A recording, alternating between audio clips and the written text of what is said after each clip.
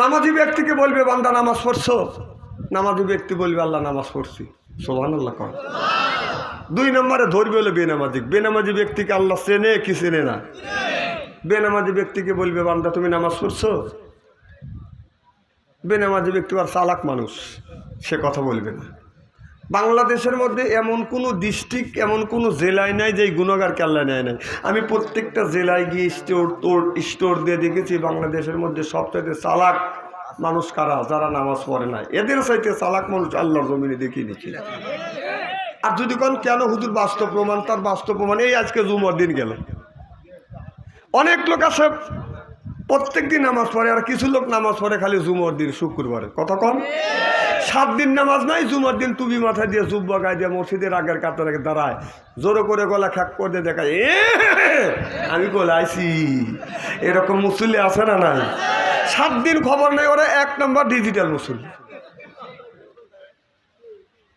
আবার ইমাম সাহেব বাংলা যখন বয়ান দিতে যায়, এই 15 থেকে 20 মিনিট বাংলা বয়ান দিবে, একটু নসিহত শোনাইবে। এই 15 মিনিটের মধ্যে কিছু লোক যায় ইমাম সাহেবের বয়ান নষ্ট করবার জন্য কি যে উঠে পড়ে লাগছে, যায় এরকম করে জমে। তোর বয়ান থোক, শুনছি তোর ওয়াজ, কথা কন না। না, একটা দিনে তো তোমাকে দেখলাম না মাঠে কাজ করতে করতে তুমি ঘুমো পড়ে গেলা, এরপরে রাস্তা দিয়ে হাঁটতে হাঁটতে ঘুমো পড়লে, চাষতলে যা তুমি টানো শুয়ে বলে, তা তো দেখলাম না। মসজিদে আসছে তোমার ব্যারাম ধরে না। না, কথা কি আমি অবস্থা বলতেছি নাকি? আল্লাহ ওই বেনামাজি ব্যক্তিকে যা বলবে বান্দা নামাজ পড়ছো, বেনামাজি ব্যক্তি মিথ্যা কথা বলবে। বলেন কি আল্লাহ দুনিয়ায় কত নামাজ পড়ছি, ঈদে নামাজ পড়ছি, সবে বরাতের নামাজ পড়ছি, জানাজার নামাজও পড়ছি। আল্লাহ আসলে লোকটা থাকবে নাম্বার 1,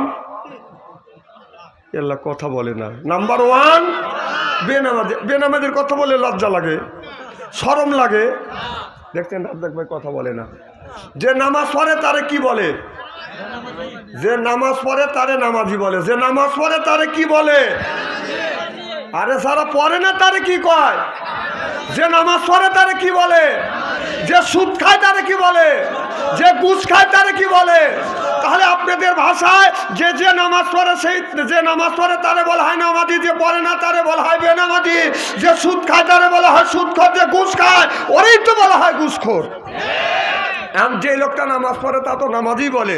আর যে নামাজ পড়ে না, সকালবেলা এই মসজিদের কমিটি নিয়ে মৌলানা আব্দুর রাজ্জাকে নিয়ে যদি বেনামাজির বাড়ি যদি ডাক দেওয়া যায়, বেনামাজি ভাই বাড়িতে আছেন, ও খুশি না বেজার? না না, তুমি নামাজ পড়ো না, তোমাকে বেনামাজি বললে তুমি বেজার হও, কারণটা কি? না না, কারণটা কি? কথা বলছে না এরা, আমার কথা কি বুঝতে চায়? যে সুদ খায় তারে কি কয়? আরো জোরে। তাহলে যে সুদ খায় তারে বলা হয় সুদখোর। সকালবেলা নামাজ পড়িয়া মসজিদ কমিটি নিয়ে সুদখোর বাড়ির যা যদি ডাক দেওয়া যায়, সুদখোর ভাই বাড়িতে আছেন, ও খুশি না বেজার? খালি ও বেজার না, ওর বই যাটা নিয়ে আসবে যে আমার স্বামী সুদ খাক না গুপ খাকটা তোর কি? আমি কই খাগা খাগা, তুই সুদ খাবি, আমার কি? সুদ খাওয়া হারাম, সুদ খাওয়া। সুদের টাকা দিয়ে জয়পুর হাট বাজার থেকে যদি আপনার গরুর গোস্ত নিয়ে এসে বাড়ির দেওয়া যায়, বিবি যদি বুনো করে দেওয়া যায় দেয়, কিরকম লাগবে? মজা লাগবে না? আচ্ছা, ওই দিয়ে যদি হারাম জিনিস হালাল মনে করে যদি খাও, তাহলে একটা ফ্রিজ নিয়ে টয়লেট থেকে একটু মল তোলো, একটু একটু গরুর গোস্ত খান আর একটু মল সালাদ বানা খাও।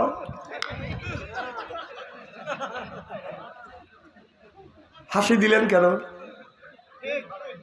লজ্জা করে না? লজ্জাও করে না কি? হাসির উদ্দেশ্য কথা বলা হচ্ছে নাকি?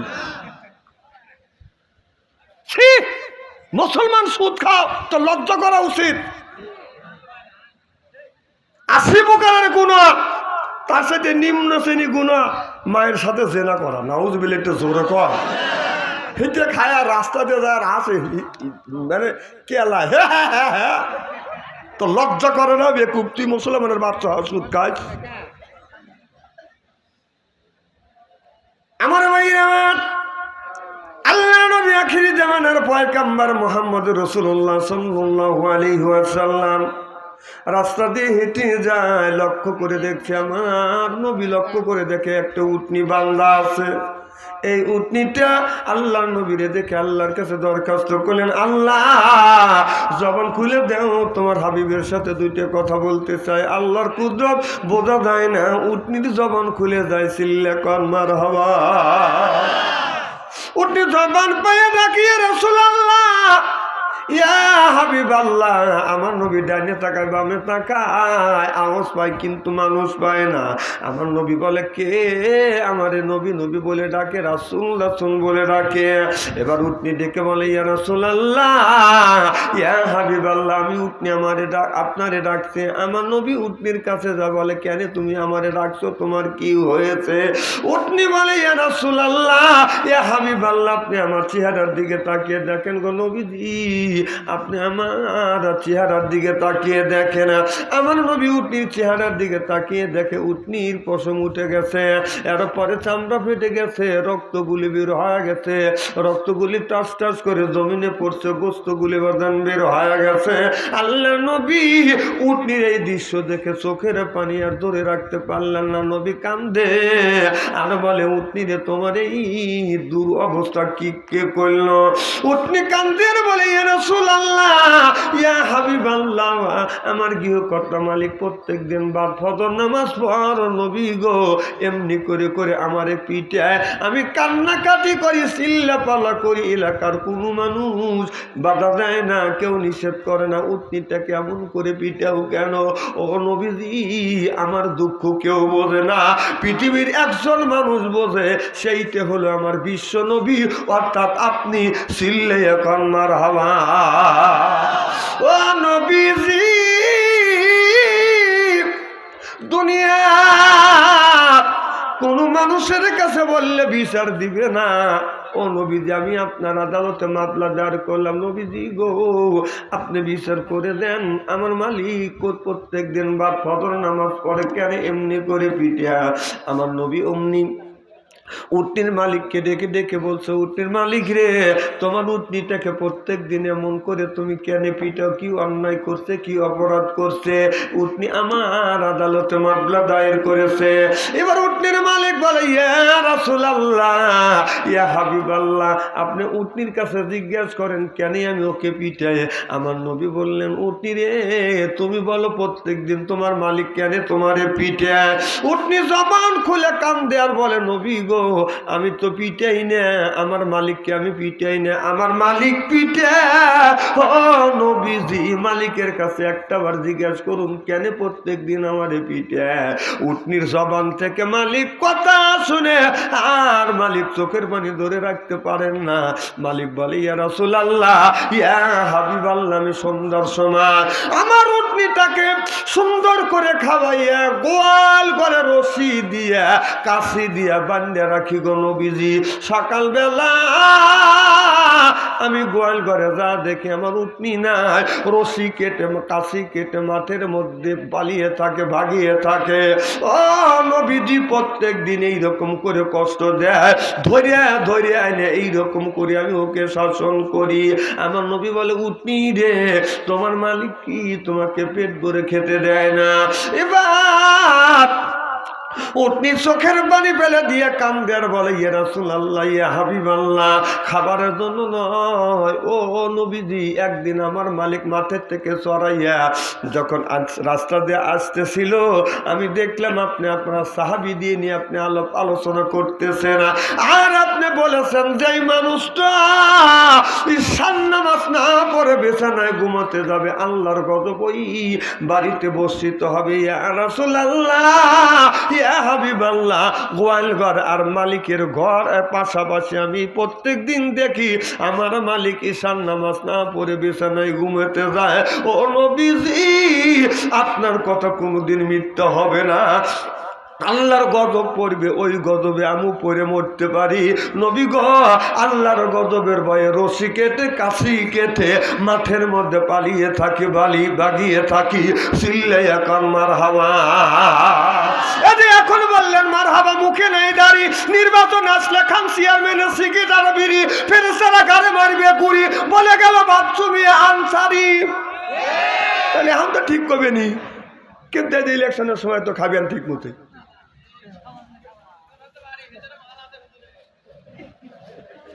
আমার ভাইরা আমার ভালো করে লক্ষ্য করে শুনুন, এটা খালি পড়িয়ে যাবে বুড়ো মানুষের দাঁতের মতো। না না ডিস্টার্ব করেন, আপনারা লক্ষ্য করে থাকেন দেখি বাস। এখন এখন এখন দেখ দেখ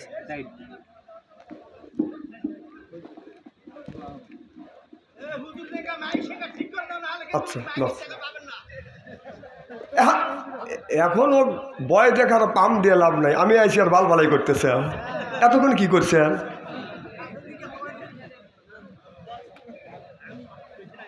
কি জানেন বলতেছিলাম?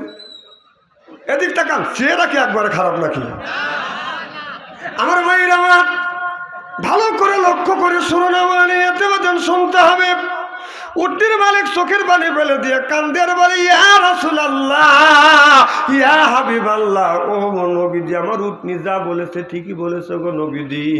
আমি ঈশার নামাজ না পড়ে বিছানায় ঘুমোতে যাই, আল্লাহর গজবের ভয়ে এই উটনিতে রশি কেটে কাশি কেটে মাঠের মধ্যে পালিয়ে থাকে, বাগিয়ে থাকে। ও নবীজি, বনের পশু আল্লাহর গজব দেখে ভয় পায় তারা, আর আমরা মানুষ হইয়া আল্লাহর গজব দেখে ভয় পাই না। ইয়া রাসূলুল্লাহ, ইয়া হাবিবাল্লাহ, আমার উটনির এক কথায় আমার অন্তর চোখ খুলে গেল।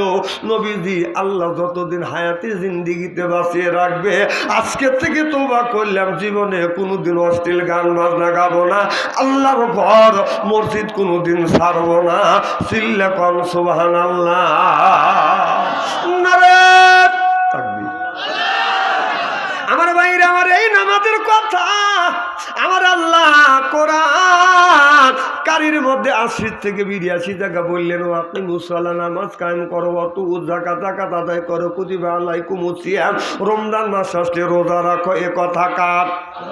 আল্লাহ নামাজের কথা ৮০ থেকে ৮২ জায়গা বললেন, যাকাতের কথা ৩০টা জায়গা বললেন, কুতিবা আলাইকুমুস সিয়াম, রমজান মাসে রোজার কথা আল্লাহ বলছেন, একের থেকে ২টি জায়গা ইঙ্গিত দিয়েছে। তাহলে নাই আল্লাহ যেই নামাজের কথা ৮০ থেকে ৮২ জায়গা বললেন, সেই নামাজটা কেন আপনি ছাড়িয়ে দিলেন? যেই যাকাতের কথা আল্লাহ ৩০টা জায়গা বললেন, সেই যাকাতটা কেন ছেড়লেন? আর যেই রোজার কথা আল্লাহ একের থেকে ২টি জায়গা ইঙ্গিত দিয়েছে, সারা বছর নামাজ নাই, যাকাতর দাঁড় দাঁড়ে না, রোজার মাসে রোজা ছাড়ে না, এইরকম কিছু মানুষ আছে না বাবা? আবার কিছু মানুষ আছে রমজান মাসে রোজা রাখে, রোজা আছে, নামাজ আছে, রমজানও শেষ, রোজাও শেষ, নামাজও শেষ। ভালো ভালো, এই নামাজ রোজা কি ১ মাসের জন্য আসছে? আমার ভাইরা, তাহলে আল্লাহ উঠে যায় কিনা? এই ব্যায়াম করলে আমি দেখতে পারি না, রাত ১২টার পরে তুলে দিয়ে আপনি কুড়ু কুড়ু করে উঠে দেবেন আর বাচ্চা অন্তরে ওয়াজ করবে না, নন এবার আমিও আপনার সাথে চলে যাব।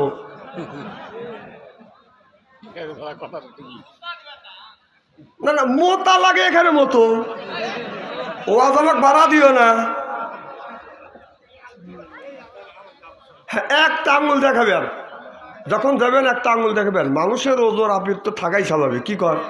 আচ্ছা হ্যাঁ, একটা লোক, তাহলে বসবো যে এক লোক আপনার কি এটা পোশাবের সাপ, 2টে লোক কি টয়লেট, আর 3টে লোক জানি বিড়ি খাবে। আর এই 1, 2, 3 পর্যন্ত আপনাদের কথা কি বুঝতেছেন? আচ্ছা আমার ভাইয়েরা আমার ভালো করে লক্ষ্য করে শুনুন, তাহলে নামাজের কথা আল্লাহ ৮০ থেকে ৮২ জায়গা বললেন, সেই নামাজ কেন বাদান আমরা ছাড়ে দেই? হযরতে আমার নবী আখিরি জামানার পয়গম্বর জীবনে কোনোদিন নামাজ ছাড়ে নাই, আমরা নবীর উম্মত হইয়া জীবনে নামাজ ছাড়বো না। চিল্লে এখন ঠিক কিনে? আমরা নামাজ পড়বো আল্লাহকে খুশি করবার জন্য, আমরা নামাজ পড়বো আল্লাহকে রাজি করবার জন্য, আমরা নামাজ পড়বো। নামাজ পড়লে আল্লাহর সাথে বাদান সম্পর্ক হয়, আল্লাহর সাথে বাদান ভালোবাসা হয়, আল্লাহর সাথে দেখা হয়, আল্লাহর সাথে গল্প হয়। সুবহানাল্লাহ। হযরত আবু তালহা রাদিয়াল্লাহু তাআলা আনহা এইরকম করে বাদান নামাজ পড়তেছে, ছোট একটা বাচ্চা পাশে বাদান বসে আছে। আবু তালহার স্ত্রী লক্ষ্য করে দেখে একটা সাপ এসে রকম করে বাদান ফোনা ধরছে। বাচ্চা মানুষ কথা বলতে পারে না, এই বাচ্চাটা সাপের দিকে বাদান আগা যাচ্ছে। বিবি চিন্তা করছে ছেলেটা যদি বাচ্চার কাছে আগা যায়, এই সাপটা ছেলেটা যদি সাপের কাছে আগা যায়, সাপকে যদি ধরে এই সাপটা কামড় দিবে, দংশন করবে, বাচ্চাটা মারা যাবে। এই দৃশ্য দেখিয়া আবু তালহার বিবি বাড়ির আশেপাশের মানুষকে বাদান ডাকে আনলেন। ডেকে আনার পরে এই সাপটাকে মারিয়া ছেলেটাকে বিপদ মুক্ত করলেন। আবু তালহা নামাজ পড়ে ডানের থেকে বামে সালাম ফিরে দেখে অনেক মানুষ জমা হয়ে গেছে। দেখে বলে, বিবি রে, এত মানুষ কেন আমার বাড়িতে? এবার আবু তালহার বিবি বলে, পানের স্বামী, আপনি নামাজ পড়তেছিলেন, আপনি কি কিছুই জানেন না? আপনি তো চোখের সামনে আপনি নামাজ পড়তেছেন, আর আপনার দুই হাত ফাঁকে, আপনার তো পাশেই তো এই দুর্ঘটনা ঘটছে। আমি তো জানি না। কয়েকটা সাপ এসে এইরকম ছেলেটার কাছে আসছে, সাপটা ফলা ধরছে, ছেলেটা আগা যাচ্ছে। এখন তো ছেলেটা মারা যাবে, সাপ যদি কামড় দেয়, দংশন করে, মারা যাবে। আমি এলাকার মানুষ ডেকে এই সাপটাকে মেরে এই বাচ্চাটাকে বিপদ মুক্ত করছে, আপনি কি জানেন না? আবু তালহা বলে, বিবি রে, আমি যখন নামাজে দাঁড়াইছি, পাশে কি হয় ওই চিন্তা আমার মগজের মধ্যে ঢোকে না। চিল্লে এখন মারহাবা। আর আমরা নামাজ পড়ি, নামাজে দাঁড়াইয়া বলি আল্লাহু আকবার, সানা পড়ি, সানার পরে এরপরে বলি আলহামদুলিল্লাহি রাব্বিল আলামিন। আমরা যখন বলি আল্লাহর প্রশংসা করি, আলহামদুলিল্লাহি রাব্বিল আলামিন, আল্লাহ তোমার প্রশংসা করি, মনটা চলে যায় মাঠের মধ্যে। নামাজের মধ্যে কিন্তু কল্পনা করতেছেন মনটা মাঠের মধ্যে গেছে। এই মনটা মাঠের মধ্যে থেকে ধইয়ে এনে নামাজে দাঁড় করান লাগবে। এরপরে যখন আমরা বলি আর রহমানির রহিম, আল্লাহ তুমি তোমার বান্দার উপরে রহমত আর বরকত নাজেল করো, আমাদের মনটা চলে যায় জয়পুর জেলায়। কথা বলতেছে না? জয়পুরহাট জেলায় বাদান চলে যায়, জয়পুরহাট জেলায় যা বাজার করতেছে। এরপরে যখন বলি মালিক ইয়াউমিদ্দিন, আল্লাহ আখেরাতের আদালতে এই মানুষের তুমি ভালো মন্দ বিচার করিবে। আপনার ঘরের মধ্যে থেকে, বিবির টিভির মধ্যে থেকে, ছেলের টাচ মোবাইলের মধ্যে থেকে গানের আওয়াজ বেশি আসে। রূপ আমার আগুন জ্বলে, কান গেল তোর গানের তালে, নামাজ গেল তোর রসা তলে, আল্লাহর কোরআন কি যে বলে, একবার তুলে নে না কোলে। এই নামাজ গান দিয়া, বাজার দিয়া, মার্কেট দিয়া, মাপ দিয়া যদি আপনি জগা খিচুড়ি করেন, এই নামাজ পড়ে আল্লাহর জান্নাতে কোনোদিন যাইতে পারবেন না, যাওয়া সম্ভব না। সিল্লা কন ঠিক কিনে।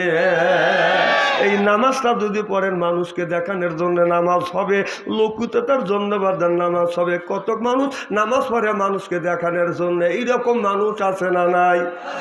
রমজান মাসে রোজা রাখে মানুষকে দেখানোর জন্য। রমজান মাসে কিছু মানুষ বাদান রোজা রাখিয়া প্রকৃতপক্ষ মিশক করে, আর কিছু মানুষ রমজান মাসে বাদান রোজাও রাখে না। আর পরে রমজানের বান ধরে, আপনার বান ধরে পকেট থেকে বাদান একটা মেশক নিয়ে এইরকম মেশক করে, আর পুতপুত করে পালা, অথচ একদিনও রোজা রাখে না। আছে না নাই? মানুষকে দেখাতে তুমি পরহে নামাজ, ওই নামাজে হবে না ভাই পরকালের কাজ। ও তুমি জালিম হইয়া ধরো যদি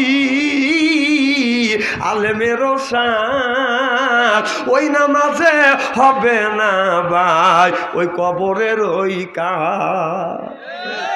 রোজা রেখে সোজা যদি না হয় তোমার মন, লোক দেখানো বোঝাতে নে লাভ কি কারণ, ও তোমার বন্ধ না হয় বুলো দারো, তোমার স্বভাবেরই দাঁত, ওই নামাজে হবে না ভাই পরকালের কাজ। নবী বলে জীবনে তোর গুনার সীমানি, মক্কায় গেলে রক্ষা নাই তোর কিয়ামতের দিন। ও তুই দশক মাসে হবি সেদিন, হবি দোজকের ইলাজ, ওই নামাজে হবে না ভাই পরকালের কাজ। জোরে জোরে বলুন ঠিক কিনে। এই নামাজ পড়বো আল্লাহকে খুশি করবার জন্য। নামাজ যদি আল্লাহকে খুশি করবার জন্য যদি নামাজ পড়ি, আপনার এই যখন নামাজে দাঁড়াবো আমার নজরটা চলে যাবে বাজান আপনার সেজদা জায়গায়। আপনি যখন কিরাত করবেন আলহামদুলিল্লাহি রাব্বিল আলামিন আর রহমানির রহিম মালিক ইয়াউমিদ্দিন, আল্লাহর সাথে আপনি গল্প করতে চান, আর এইভাবে যদি আপনি নামাজ পড়ে না, আর যখন আপনার এই ভাগ্যের প্রতি কপাল আর মর্যাদার প্রতীক লাখটা জমিনে ঠেকাইয়া যখন আপনি বলবেন সুবহান রাব্বিয়াল আলা, আল্লাহর সাথে আপনার পুরোটাই আলাপার গল্প হয়ে যাবে। চিল্লে এখন মারহাবা। খুব খারাপ লাগতেছে এরকম যদি আর ঘন্টাখানি আলোচনা করি, শোনার জন্য রাজি আছেন তো? হাত তুলে দেখান তো দেখি, রাগ করবেন কারা কারা?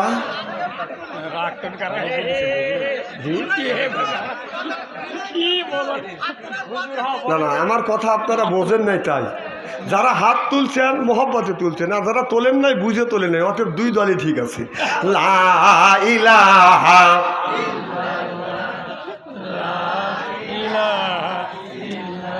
লা ইলাহা, এই কলে মার বান্ধবেলা আকাশে লাগবে মরণ বেলা, এই কলে মার রৌশনীতে কবর হবে তোমার উজালা। ইলাহা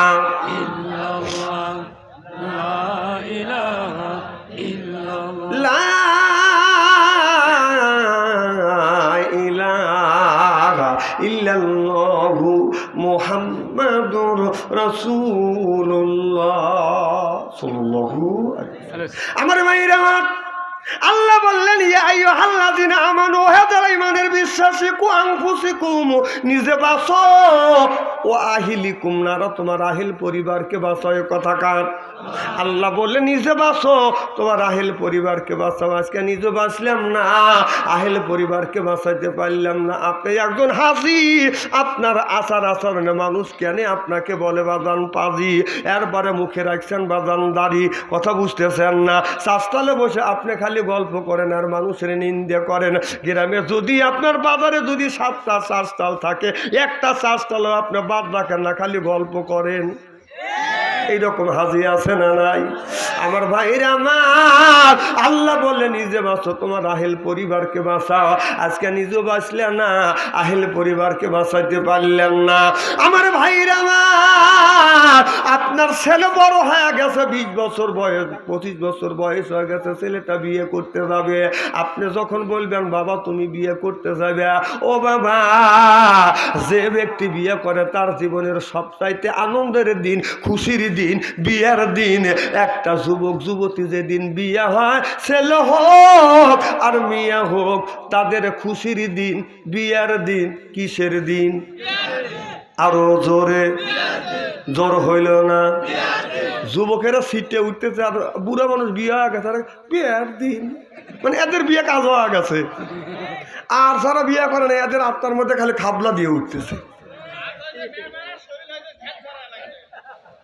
আমার ভাইরা আমার, ভালো করে লক্ষ্য করে শুনুন, আমার নিয়তে শুনতে হবে। ছেলেটা যখন বিয়ে করতে যায় তখন বলা হয় বাবা 2 রাকাত নফল নামাজ পড়ো। যে লোকটার মনটা ভালো থাকে, সলিড থাকে, মনের মধ্যে যেদিন কোনো বাদান মনটা যেদিন ফ্রেশ থাকে, ওই দিন যদি নামাজ পড়ে, এই নামাজ আল্লাহর দরবারে কবুল হয়। যদি বলা যায় যুবক আজকে বিয়ে করবে, সুন্দর একটা ফুটফুটে তুমি বউ পাইবে, বউ যদি পাইতে চান, আপনি যদি বউ পাইতে চান, কিনতে হবে আপনারা লাল শাড়ি, ওইটা হবে স্ত্রী, হাতে থাকবে চুরি, করা যাবে না গুঁড়ো গুড়ি, এরপরে আপনার লাখে থাকবে বুল, কথা বুঝতেছেন না?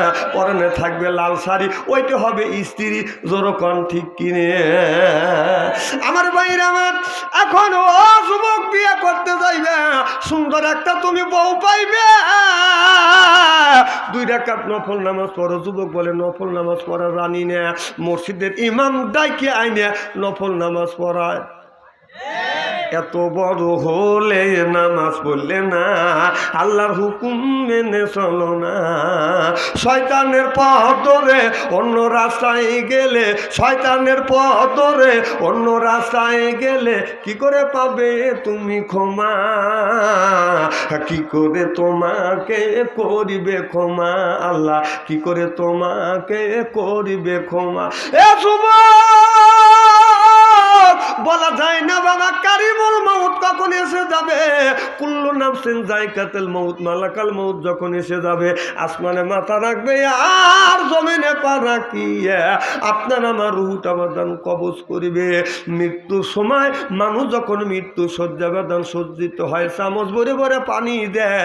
মার নামে 1 চামচ পানি দেয়, চাচার নামে 1 চামচ পানি দেয়, খালুর নামে 1 চামচ পানি দেয়।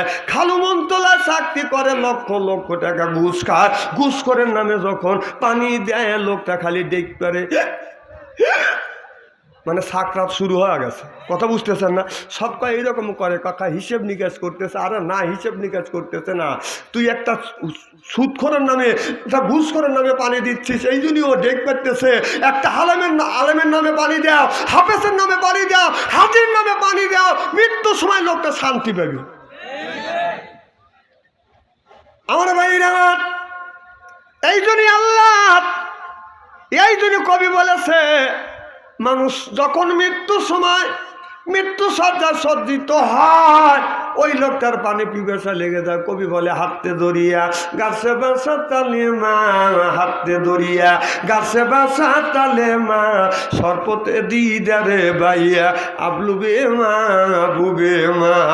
কবি বলেছে, মরণের সময় 7 নদীর পানি যদি কণ্ঠের মধ্যে ডালা যায়, মরণের সময় ওই লোকটার পিপাসা কোনোদিন বাধার নিবারণ হবে না।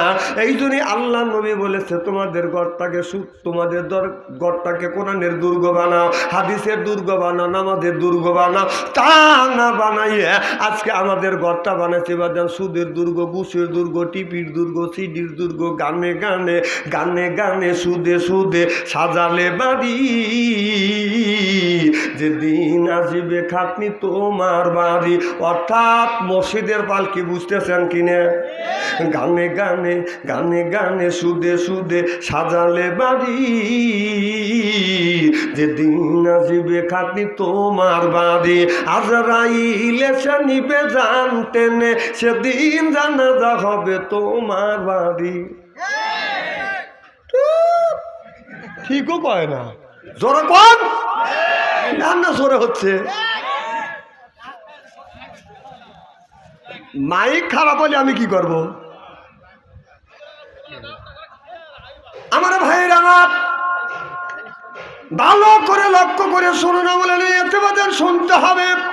ও বাজার, আল্লাহ নামাজের কথা 80 থেকে 82 জায়গা বললেন। ইন্নাল্লাযিনা আমানু, ইন্না মানে নিশ্চয়ই আল্লাযিনা জিবা যাহারা ঈমান আনবে ওই আল্লাহর উপরে, ও আমিলুস সলিহাত, আর যারা নেক কাজ করবে। 1 নাম্বার ঈমান আনবে, আর 2 নাম্বার নেক কাজ করবে। আল্লাহ বলেন, কান্নাতুল্লাহুম জান্নাতুল ফিরদাউস নুজুলা। সুবহানাল্লাহ বললেন না? 1 নাম্বার ঈমান, আর 2 নাম্বারে যারা নেক কাজ করবে, ওই মানুষটা যখন জান্নাতে যাবে 70,000 বাদান হুরাজবে, রিসিপশন করে বাদান জান্নাতে নিয়ে যাবে। তাহলে আল্লাহ বললেন, এই জায়গায় আল্লাহ বললেন আকিমুস সালাহ, নামাজ কায়েম করো। 80 থেকে 82 জায়গা নামাজের কথা বললেন। আর এই জায়গা আল্লাহ বলেন ইন্নাল্লাযিনা আমানু, ইন্না মানে নিশ্চয়ই আল্লাযিনা জিবা যাহারা ঈমান আনবে ওই আল্লাহর উপরে, ও আমিলুস সলিহাত, আর যারা নেক কাজ করবে। 1 নাম্বার ঈমান, আর 2 নাম্বার যারা নেক কাজ করিবে বাজান না, ওই নেক কাজের মধ্যে বাজান নামাজ আছে, রোজা আছে, হজ আছে, জাকাত আছে, কোরবানি আছে, ভালো ভালো কাজ বাজান নেক কাজের মধ্যে ঢুকে গেছে। তাহলে কোন জ্ঞানে কোন বিবেকে নামাজ ছাড়িয়ে দিয়ে তুমি বাবার বাড়ি যাইয়া পাগল হয়ে গেল নামাজ কালাম বাদ দিয়া, মাথায় বড় বড় জ্বর, পরনে সালার শট, সিলাই ছেঁড়া কাপড় পরে, ল্যাংটা হয়ে হাইটিয়া যায়, নামাজ কোনোদিন পড়ে না, গাঞ্জার কলকে হাতে নেয়, গাঞ্জা খায় আর বলে দয়াল লক্ষ্য রাখিস আমি এখন অজ্ঞান হব না, ও গাঞ্জা খাও অজ্ঞান হবে, আল্লাহর বিলে ঠেকা পড়ছে। এইরকম বাটপার আছে না নাই? নামাজ নাই, রোজা নাই, বান্দারি গজল গায়, আছে না নাই? সে গজলটাকে বলবো একটু, বলে বাবা বান্দারি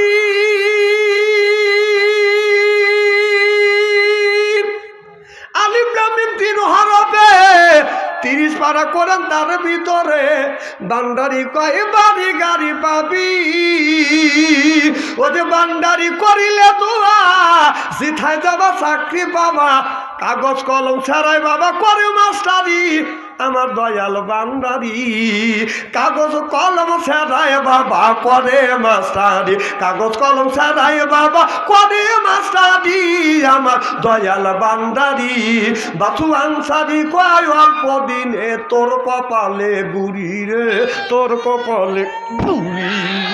ওলি আল্লাহ বাংলাদেশ